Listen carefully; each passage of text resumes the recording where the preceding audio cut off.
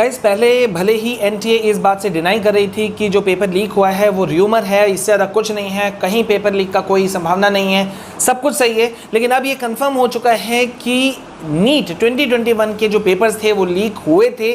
जयपुर से लिंक इसके जुड़े हुए हैं और पूरे देश भर में बहुत जगहों पर ये फैला हुआ है।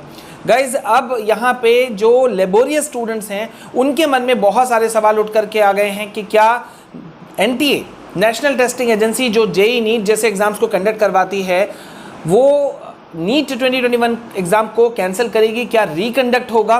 गाइज मैं अभी आपको बहुत सारे अपडेट्स दूंगा इस वीडियो के अंदर में, सो वीडियो स्किप नहीं करना है, पूरा देखिएगा। चैनल को सब्सक्राइब जरूर कर लीजिए क्योंकि ऐसे ही लगातार जो भी इंपॉर्टेंट अपडेट्स होते हैं, आपके लिए ज़रूरी इन्फॉर्मेशन होते हैं, हम आपके लिए प्रोवाइड कराते हैं। तो गाइज यहाँ पे देखिए, आज सुबह भी मैंने बताया कि एक चीज़ के लिए मैं बहुत ज़्यादा शॉक्ड हूँ कि एनटीए को, मतलब एनटीए ने इस मैटर को इतने हल्के से कैसे लिया। पहला बात तो ये कि एनटीए जैसी एजेंसी जो इतनी बड़ी एजेंसी है, जो जेई नीट जैसे पूरे देश भर में जो चलने वाले एग्जाम्स हैं, इतने नामी गिरामी एग्जाम्स हैं, उसको कंडक्ट करवाती है, उनसे ऐसी बड़ी गलती कैसे हो सकती है एग्जाम सेंटर चुनने में, या उसके प्राइवेसी जो है, एक कॉन्फिडेंशियल जो चीज़ रहता है उसको मेंटेन करने में इनसे इतनी बड़ी मिस्टेक कैसे हो गई।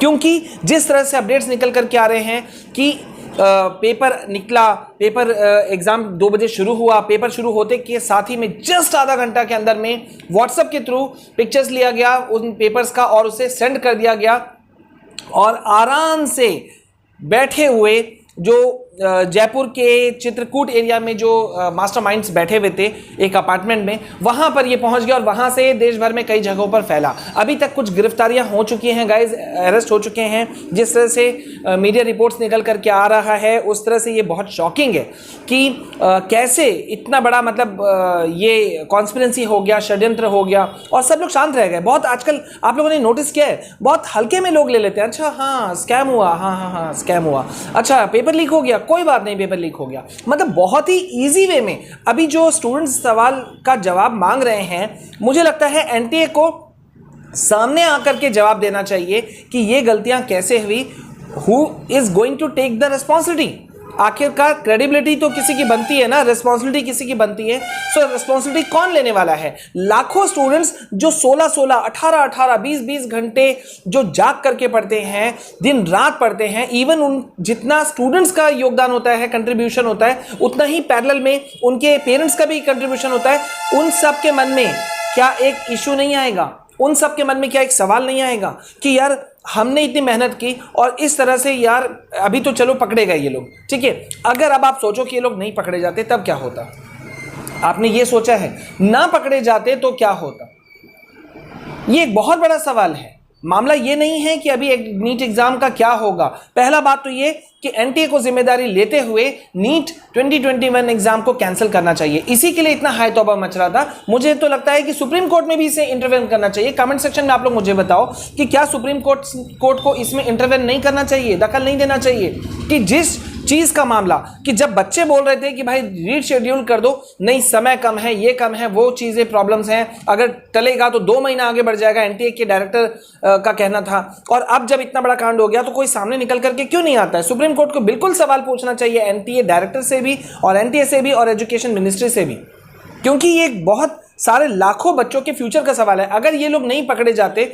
तो मतलब सोचिए कि 30-35 लाख में ये सारा खेल चल रहा था। कोचिंग डायरेक्टर्स जो हैं, इंस्टीट्यूट के डायरेक्टर्स जो हैं, वो इसमें इन्वॉल्व थे, सॉल्वर गैंग इसमें इन्वॉल्व था, बहुत सारे इश्यूज हैं गाइज। और जहां तक आप लोग का सवाल है गाइज कि रिकंडक्ट होगा कि नहीं नीट एग्जाम, तो मैं पहले भी बोल चुका हूं, मुझे बहुत कम चांस लग रहा है। ऐसा बिल्कुल भी होने की संभावना 0.01% से ज्यादा कि मैं नहीं कहूंगा, क्योंकि एनटीए तो साफ डिनाई कर देगा उनके अकॉर्डिंगली। अच्छा हुआ, हो सकता है अगर वो कैंसिल भी करें तो सिर्फ उस सेंटर को करें या जयपुर में कर दें जहां से ये सारा मामला उठा। लेकिन सवाल ये उठता है कि हो सकता है इसके तार बहुत दूर तक जुड़े हुए हों और बहुत जगह में ये पैसों का खेल चला हो, और अगर वहां पे गलत बच्चे जो हैं, जो डिजर्विंग कैंडिडेट्स हैं, अगर उनका हक मार खा जाए तो मेरे ख्याल से तो ये बहुत गलत है। आप लोग कमेंट सेक्शन में बताओ और प्लीज यार वीडियो को ज्यादा से ज्यादा शेयर करो ताकि सब तक सही बात पहुंचे। And yes, one more thing कि प्लीज अगर आपके साथ कुछ गलत हुआ है तो आप मुझे ईमेल, मेरे ईमेल आईडी पर या ट्विटर हैंडल पे या आप मुझे टेलीग्राम पे मैसेज कर सकते हैं। तीनों के लिंक जो है मैं डिस्क्रिप्शन में दे रहा हूं। आपके साथ में कुछ भी हुआ है 1-2 मिनट का वॉइस रिकॉर्डिंग भी आप मुझे भेज सकते हैं, हम उसे आगे तक जरूर बढ़ाएंगे, ठीक है। तो बन रही मेरे साथ में। अगर आपने अब तक हमारे चैनल को सब्सक्राइब नहीं किया है तो जरूर कीजिए, क्योंकि अभी हमें आपको दूर तक साथ देना है। सिर्फ ये नीट और जेई का मामला नहीं है, उसके आगे भी हम आपको बहुत तरीकों से बहुत चीज़ों में गाइडेंस दे सकते हैं, ठीक है। तो बने रहिए मेरे साथ में, मिलते हैं नेक्स्ट वीडियो में। जय हिंद, जय भारत।